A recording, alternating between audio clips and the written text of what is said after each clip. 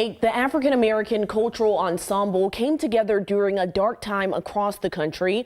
Now they perform around our area with the goal of uplifting the community with hope and healing. Ooh, child, things are gonna get easier. A song of comfort and hope. Performed by a group that came about during a period of pain and despair. The brutal murder of George Floyd, Ahmaud Arbery, Breonna Taylor, and so many other Black lives really moved our museum to do something. Lanisha DeBartoleben is the president and CEO of the Northwest African-American Museum. After a summer of protest for racial justice in 2020 and the ongoing pandemic, the museum created a choir to spread a message of hope, resilience, and healing. It's the African-American Cultural Ensemble, or ACE. Because people were disparaged, people were depressed, and people were distraught over these shootings, well, what better way to try and encourage people and give them hope and maybe a little bit of peace? Ooh, child, things are gonna get easier. Under the direction of Jason Turner, Child, things are getting brighter. ACE learned and practiced songs from the civil rights movement. Ooh, child. And debuted in 2021 on Juneteenth. Our messages of freedom, equity, equality for all people, all genders, all races. Music of our ancestors, Negro spirituals, music of consciousness that poses the notion, ooh, child, things are gonna get easier. Things are gonna get better. For many Black Americans, they're still waiting for that message of hope to become a reality. Racism is still painfully prevalent in our society.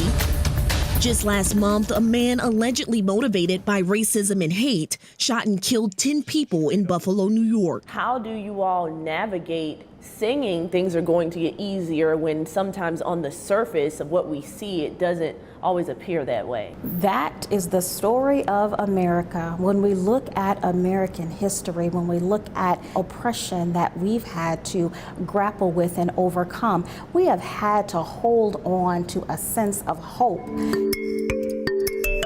While many are just now learning about Juneteenth, in Galveston, Texas, the birthplace of the holiday, they've been commemorating it for 157 years. King 5 Facing Race traveled to Texas to explore those roots. So here we have a set of books, what we call our weapons of mass destruction. We caught up with Samuel Collins, known in Galveston as Professor Juneteenth. He gives tours at this cultural center dedicated to the day. Collins educates visitors on the origins of Juneteenth, the day the last enslaved people learned they were free here in Galveston on June 19, 1865. A message the Union soldiers finally brought to these shores 2.5 years after President Lincoln issued the Emancipation Proclamation. As the Union soldiers moved throughout the South, they spread freedom from place to place. So these states would have received the message at different times. Today, the holiday is all about celebrating Black culture, history, and life.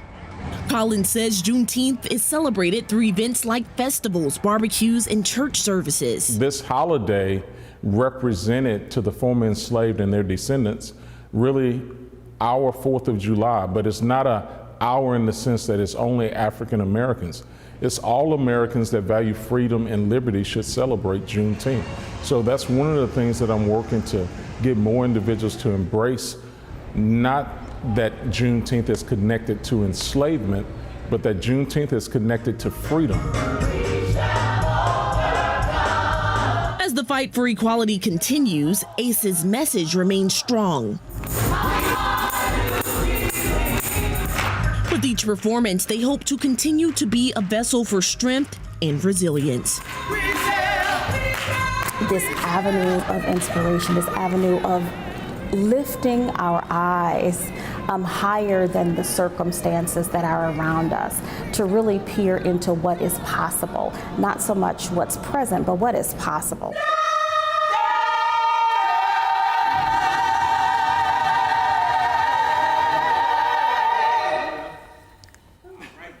right, that'll wake you up in the morning. I love that. That's So good. fantastic.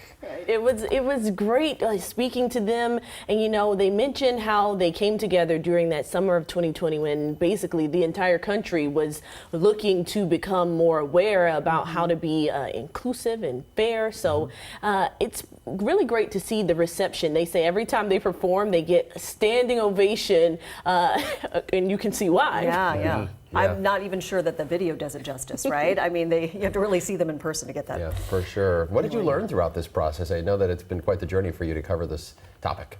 Well, learning about Juneteenth, that was pretty neat for me because I'm from South Carolina. They do not or did not teach about Juneteenth in schools there. So to learn from Professor Juneteenth, who is full of so much knowledge, his family has been on the island of Galveston basically since Juneteenth began, and he just spread a message about why it's important for everyone to honor. And I never thought it was just a holiday for Black people, but hearing him say why we should all honor it, I was like, you know what? I never looked at it that way.